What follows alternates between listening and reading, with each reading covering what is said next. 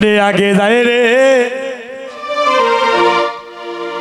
अरे श्री रामचंद्र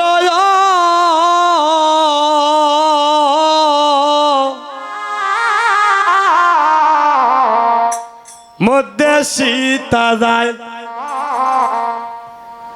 अरे आगे जाए रे अरे श्री रामचंद्र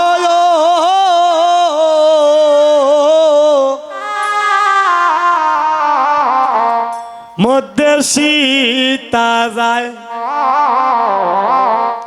पिछन থেকে ওরে লক্ষণ ভাই নয়ন নয়ন জলে বুক বাসায় যেদিন শ্রীরামচন্দ্র বনবাসে যায়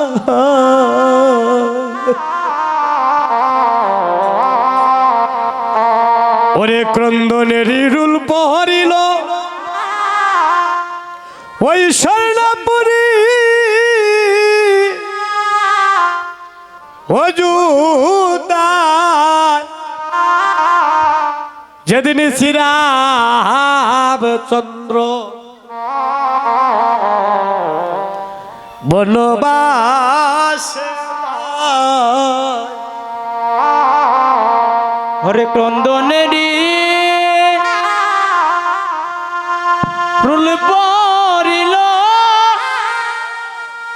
অযোধ্যারে যশোদায় শ্রীরামচন্দ্র বনবাসে যায়। তাহলে রাম গিয়েছিলেন পিতৃ আদেশ পালন করার জন্য, লক্ষণ গিয়েছিলেন একমাত্র ভাইয়ের প্রেমের ডুরে।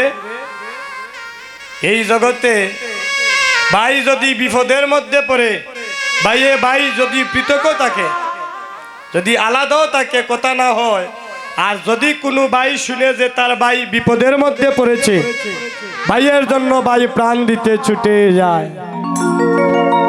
সেদিন ক্রন্দনেরই রুল পড়িল ওই স্বর্ণপুরী ওই অযোধ্যায় যেদিন শ্রীরামচন্দ্র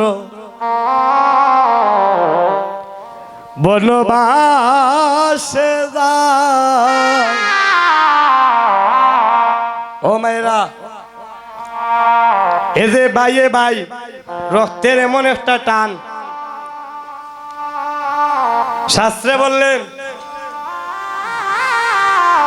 যদি ভাই যদি পৃথক হয় একমাত্র নারীর কারণে, নাইলে কোনোদিন ভাই পৃথক হয় না।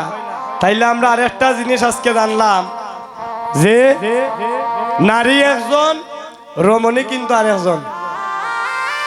রমণী কারা? সহধর্মিনী কারা? যারা ধর্মের পথে চলতে স্বামীকে সহায়তা করে, তারাই হচ্ছে সহধর্মিনী। তাই মায়েদের কাছে নিবেদন করব, মা, আজকে আপনাদের অঙ্গনে যখন এসেছি, দুই একটা অজানা কথা আপনাদের সম্মুখে তুলে ধরব। পালন করার কর্তব্য আপনাদের, বলার দায়িত্ব আমার। যদি আমার কথাগুলো রক্ষা করতে পারেন, আগামী কাল থেকে একটু পরীক্ষা করিয়া নিবা আপনার দিনটা কেমন যায়। হরিবল। কলির যুগে আপনি যেদিকে তাকাবেন দেখবেন খালি অল্প বয়সে বিধবা দেখা যায়। এগুলা কেন আগে বুঝতে হবে। কলির যুগে যেদিকে যাইবা দেখবা খালি অল্প বয়সে আমার বোনেরা বিধবা হচ্ছে। কেন? তার কারণ হলো শাস্ত্রে স্পষ্ট বলে দিলেন, একজন মা স্নান করিয়া আসার পরে, মন দিয়ে শুনবেন কথাগুলো, একজন মা স্নান করিয়া আসার পরে, মনে করেন অনেকের তো সংসারের মধ্যে অনেক কর্মব্যস্ততা থাকতে পারে, অনেকে মনে করেন যে আমি ওই কাজটা করার পরে আমি না হয় সিঁদুরটা কপালে দিব একটু পরে, কিন্তু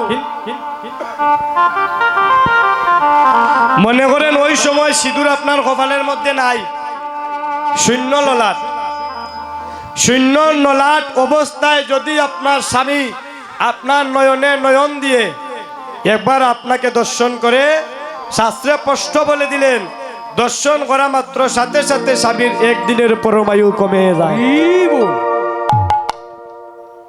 এখন এইভাবে যদি একদিনের পরমায়ু কমে, আমার তো সন্দেহ হয় না জানি অজান্তে স্বামী বৎসরের মধ্যে কয়জন স্ত্রীকে এইভাবে দর্শন করছে। সীতা দেবী আস্তে আস্তে সিঁদুরেরও কাম শেষ হয়ে যার, লাল টিপ বাড়াইয়া, কিন্তু নামা সিঁদুরটা পরিধান করবেন। সীতা দেবী যেদিন সিঁদুর পরিধান করেছিলেন, বনের পশু হনুমান প্রশ্ন করেছিল, মা তুমি যে কপালের মধ্যে লাল একটা দিতেছো ওইটার নাম কি? সীতা দেবী হনুমানকে বলেছিলেন এটার নাম হচ্ছে সিঁদুর। আচ্ছা মা, এটা দিলে কি হয়? এটা দিলে তোমার প্রভু রামচন্দ্রের মঙ্গল হয়। সঙ্গে সঙ্গে বনের পশু হনুমান মা সীতা দেবীকে বলেছিল, মাগো আমার একটু জল পিপাসা পেয়েছে, তুমি আমার জন্য একটু জল নিয়ে আসো। সীতা দেবী গিয়েছিলেন জল আনার জন্য, আইয়া দেখুন হনুমানের সিঁদুরের ঘরটা মাথা দিয়ে আস্তা মাথা লাল হরিলছে, হরিবল। সীতা দেবী প্রশ্ন করলেন হনুমানের, তুমি তো হলে বনের পশু, বলো বলো কেন তুমি সিঁদুর দিয়ে মস্তক লেপন করলে? হনুমানে বলেছিল, মাগো তুমি জানো না মা, আমি তো সবে সময় আমার প্রভু রামচন্দ্রের মঙ্গল চাই। তুমি যেই মাত্র বলেছিল এই সিঁদুর পরিধান করলে আমার প্রভুর মঙ্গল হবে,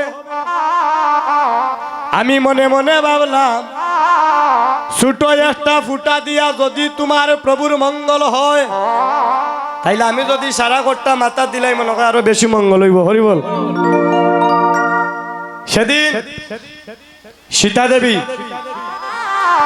ওনার বাবা বিবাহের সময় একটা গজমতির রত্নের হার ওনাকে দান করেছিলেন।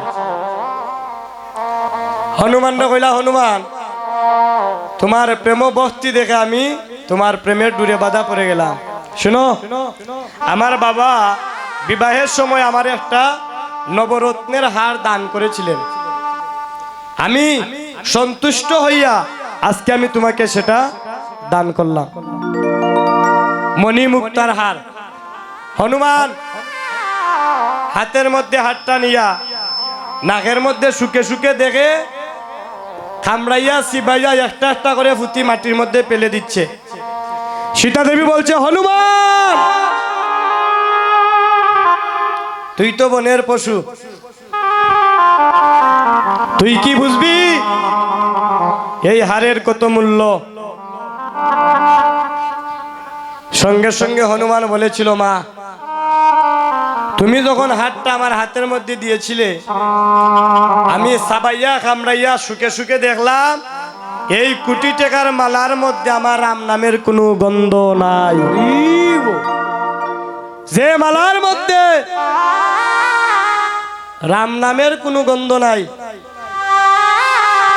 লক্ষ লক্ষ কোটি কোটি টাকার মালা যদি তুমি আমার কাছে দেও, ওই মালার আমার কাছে এক পয়সারও কোনো মূল্য নাই। ভাই মায়েরা, এই যে আপনারা শিবা সঙ্গনে বসে আছেন, আপনারা দেখলে একটা পরিচয় পাওয়া যায়, আপনারা আমার সনাতন ধর্মের মানুষ। কেমন করে? হাতের মধ্যে শাখা, সিঁথিতে সিঁদুর।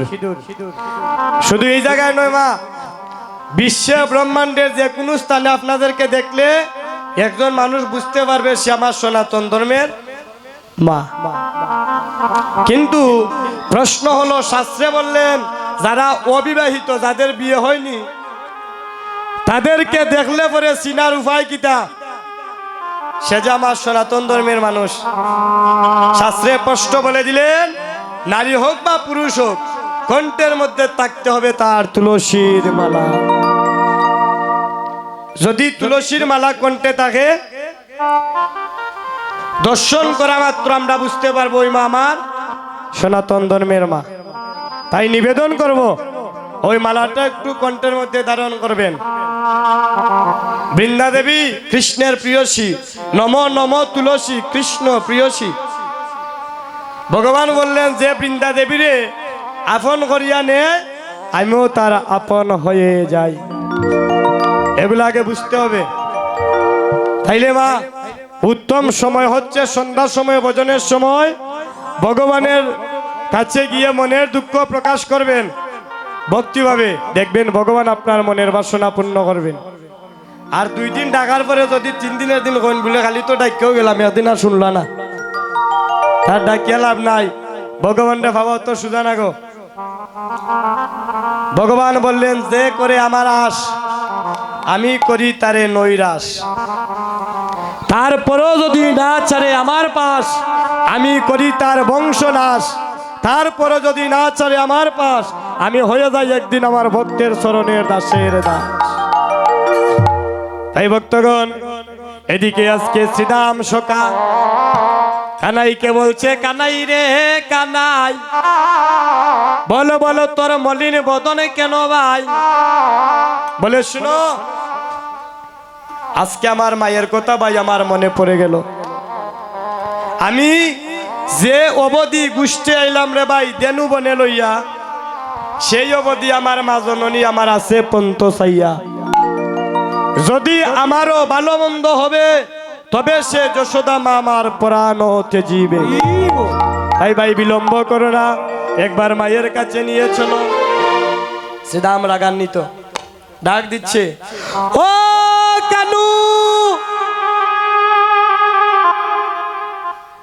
এই জগতে কি শুধু তোর মায়া আছে? এই জগতে কি আমাদের মা নাই রে ভাই?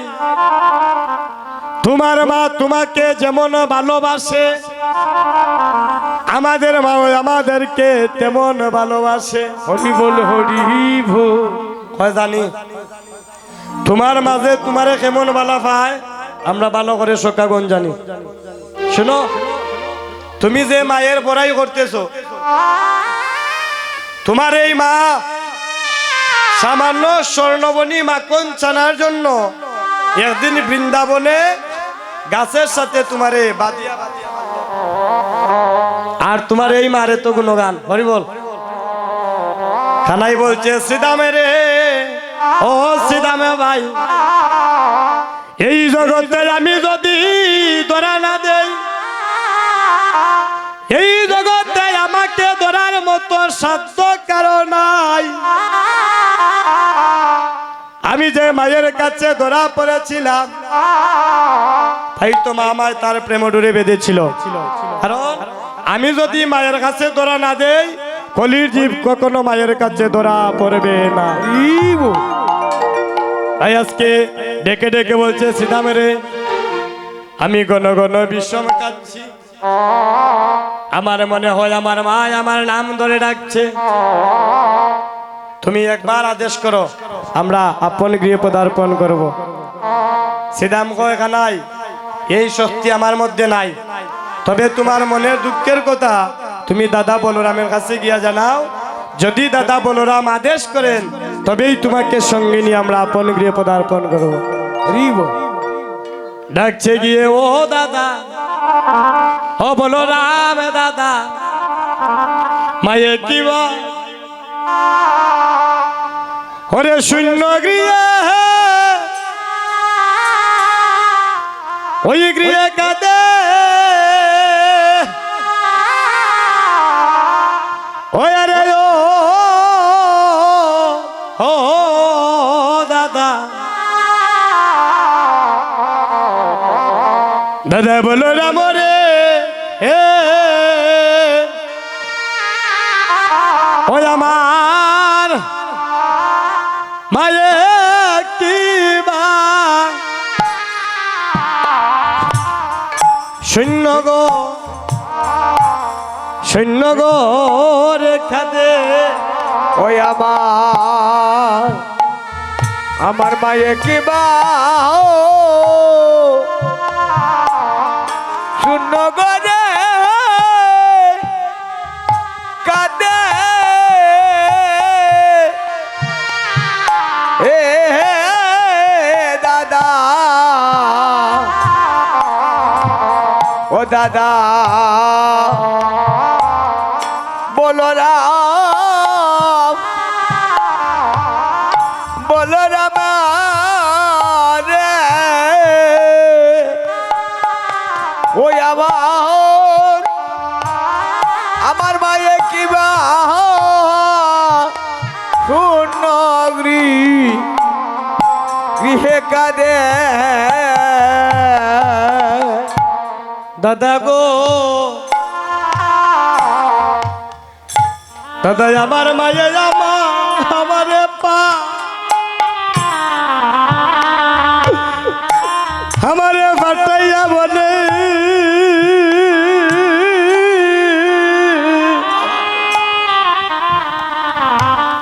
আমার মায়ে সাইয়া তাকে পত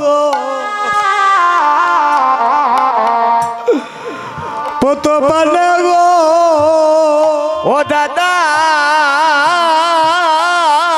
গো আমারে পা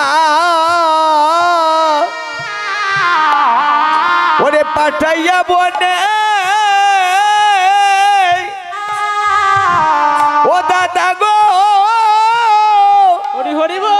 আমারে পা ওরে পাঠাইয়া বনে ও দাদা গো ওরে সায়াতা কোন পত ফন্ত পানে গয়া ও বলাই দাদা গো আমার মায়ে আমারে ওরে ফাটাইয়া বনে ও দাদা গো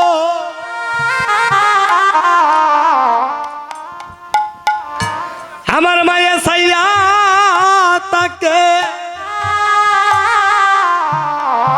তাকে পথ কত পানে গো ও দাদা গো মায়ে আমারে টাইয়া বনে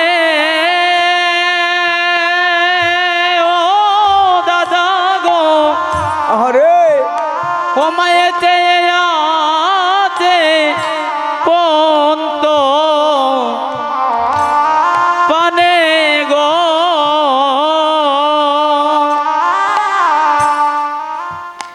মায়ে পত পানে ওরে পিরে পিরে ও মায়া পদ বনে ওরে পিরে পিরে ও দাদা ঘর আমার মায়া পত পানে ওরে প্রিয়া প্রিয়া সায় ও দাদা গো ও গো আমার মায়া পিরিয়া পিরিয়া ও রে ও দাদা বলো রে ওই আমার মায়া কিবা শূন্য গো রেখা ওই আমার মায়ে কি শূন্য গৃহে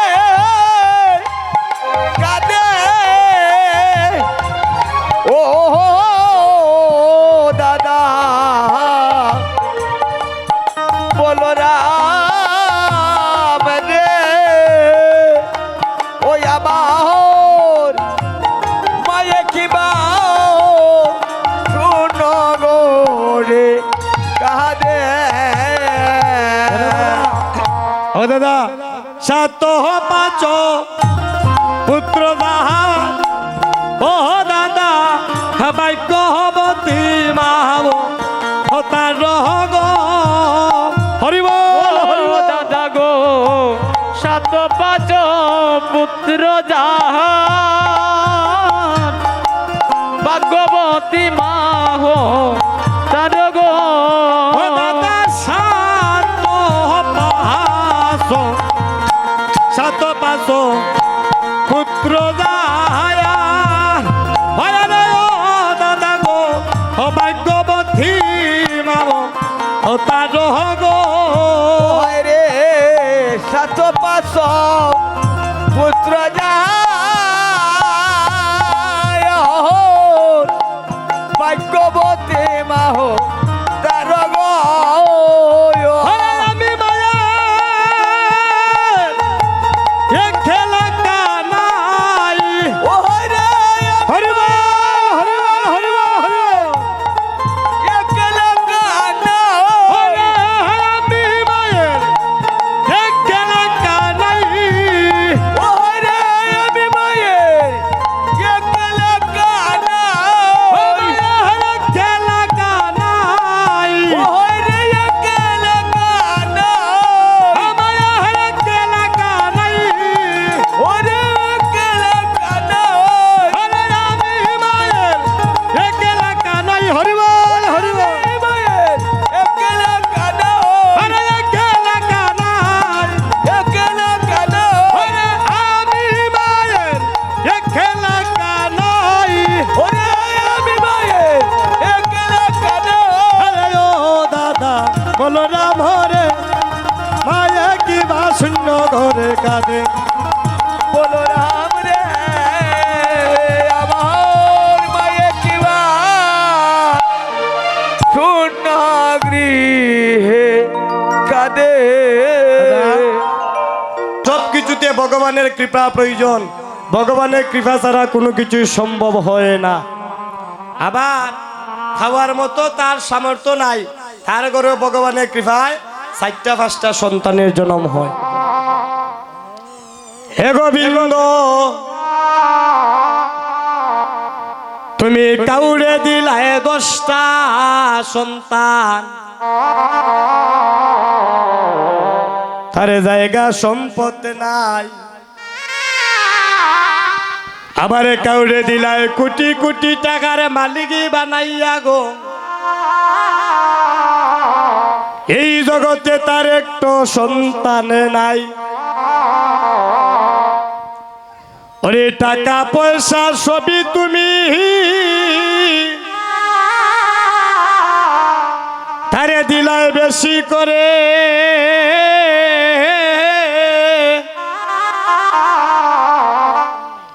কিন্তু মরার পরে শ্মশান ঘাটে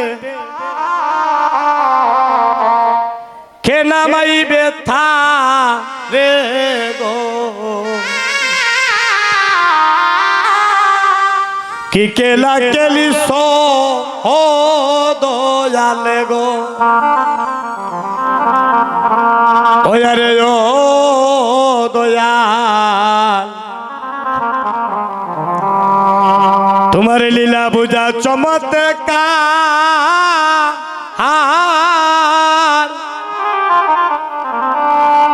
আমার ফাঁকে দি মানুষ বানাইয়া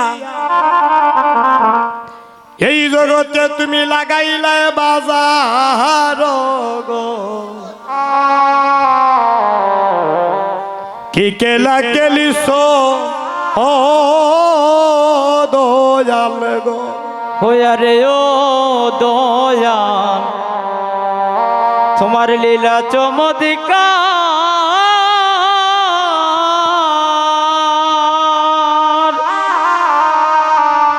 ওরে পাকেরি মানুষ বানাইয়া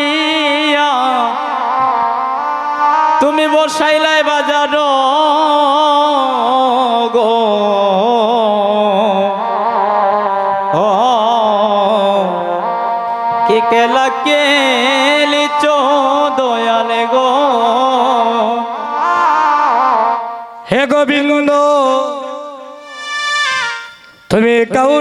রাখো সাতলাতে, এই জগতে কেউ তাকে গাছ তলায়,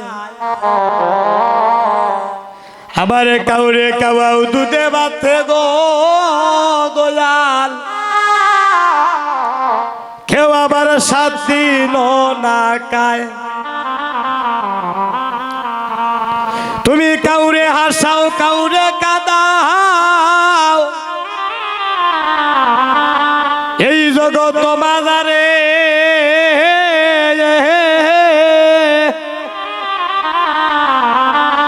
তোমার পরম মহিমা,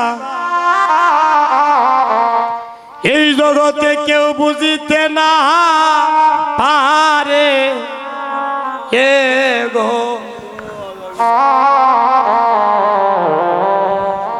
কি কেলা কেলিস হো দয়াল গো, আরে ও দয়াল তোমার লীলা চমৎকার,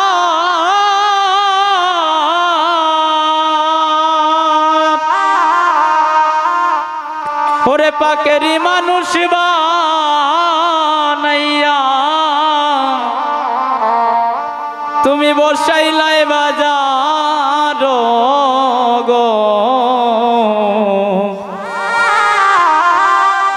কি কেলা কেলিছ দয়ালে গো, হে গোবিন্দ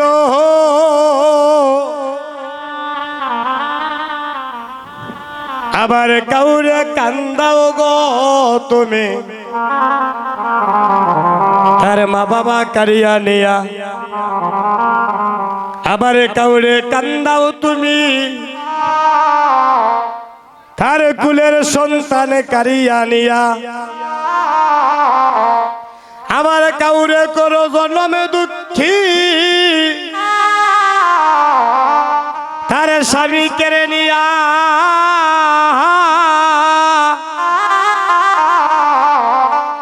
অল্প বয়সে রাখছ তারে তুমি বৃদ্ধ বাবা নাইয়া গো। কি কেলা কেলিস ও দয়াল গো, হইয়া রে ও দয়াল তোমার লীলা চমৎকার,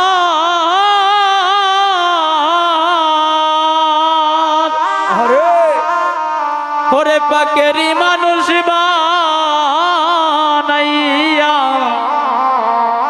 তুমি বসাইলাই বাজার গো। কি কেলা কেলিছ দয়ালে গো, হে গোবিন্দ নির্দোষীরা করে দয়াল, তোমার ববের জেলখানায় অপরাধে করিয়া কেউ গুরে সর্বদায়। বর্তমান যে কলির যুগ দাদা, যে অপরাধ করে সে দেখবা লোক সমাজে বুক ফুলাইয়া হাঁটে, একমাত্র তার শক্তির জুড়ে। আর যে অপরাধ করছে না তারে যে কোনো বিনা দোষী করিয়া কারাগারে বন্দী করা হয়। তাই মহাজন গানের সুরে বললেন, এই জগতে নির্দোষীরা করে দয়াল, তোমার ববের জেলখানায়, আবার অপরাধে করিয়া কেউ দেখো গুরে সর্বদায়। তুমি হাকিম হইয়া হুকুম করো, আবার পুলিশ হইয়া ধরো, আবার সর্প হইয়া দংশন করো, তুমি আবার উজা হইয়া যাহার গো। কি কেলা কেলিস ও দয়াল গো। ভক্তগণ এই জগতে মা যত আপনি নিচু হয়ে চলতে পারবেন, তত আপনি উপরে তত আপনার ভক্তির মার্গটা থাকবে উপর দিকে। কারণ ভগবান নিজের মুখে বলেছিলেন যে ভক্ত তার ভক্তির দ্বারা উপর দিকে উঠে। মন দিয়ে শুনবেন কথাগুলো। ভক্ত ভক্তির দ্বারা উপর দিকে উঠে, আর ভগবান ভক্তের ভক্তি দেখিয়া তারে কৃপা করে করুণা করে নিচের দিকে নামেন। এই যে ভক্ত উঠে ভগবান নামে, উঠা নামার মধ্যে জগৎ সংসারে কোনো ভাগ্যবান জীবের সাথে ভগবানের এই জগতে মিলন হয়ে যায়। তবে ডাকার মতো ডাকা লাগবো। ভগবান বললেন ডাকে আমারে সবাই, কিন্তু সবার ডাক আমার করণে এসে পৌঁছায় না। যদি ডাকার মতো ডাকতে না পারে, ও মায়েরা, সবে ডাকে করণে পৌঁছায় না। প্রমাণ কি থাকো? প্রমাণও দিয়ে গেলেন। যেদিন দুঃশাসন দ্রৌপদীর বস্ত্র ধরে টেনেছিল, দ্রৌপদীর কয়জন স্বামী ছিল? পঞ্চস্বামী। পঞ্চস্বামী থাকার পরে দ্রৌপদী ছিল সতীর মধ্যে একজন পরম সতী। দ্রৌপদী এই দেখুন বাম হাত দিয়ে বস্ত্রের মধ্যে ধরেছে, ডাইন হাত দিয়া ভগবানের ডাকে আমার এই রক্ষা করো। ভগবান আসলেন না কেন? ভগবানের মনে মনে যে দ্রৌপদী, যদি তুমি যদি নিজে রক্ষা করতে পারো, আমারে ডাকার তোমার দরকারটা কিতা? যেই মাত্র দ্রৌপদী চাইয়া দেখলো বাম হাতের বস্ত্র ধরিয়া রাখার কোনো ক্ষমতা নাই, ছেড়ে দিয়েছে। দুটি বাহু প্রসারিত করে ডাকছে, প্রাণনাথ একবার এসে আমাকে তুমি রক্ষা। তখন ভগবান এসেছিলেন। এতে বুঝলাম আত্ম অহংকার ভিতরে নিয়ে ভগবানকে ডাকলে ওই ডাক ভগবান কোনোদিন গ্রহণ করেন না। ভক্তগণ, এদিকে আজকে বেলি অবসান দেখে শ্রীরাম সখা কানাইকে বলছে, কানাই এক কাজ করো, তুমি তো জানো অনেক দূর দূরান্তের মধ্যে অনেক দেনু বৎসগণ তারা ছড়িয়ে পড়েছে। এক একজন এক এক বনের মধ্যে তারা ছুটে গিয়েছে, তাদেরকে আনার মতো ক্ষমতা আমাদের কাছে নাই। কারণ এক এক দেনু এক এক বনে আমরা যে একত্রিত করব এই গুণ আমাদের মধ্যে নাই, একমাত্র তুমি পারো। তাই কানাই তুমি একটি কাজ করো, বাইরে কানু বাজাও বেনু, বাইরে কানো বাজাও বেনু, বাইরে কানু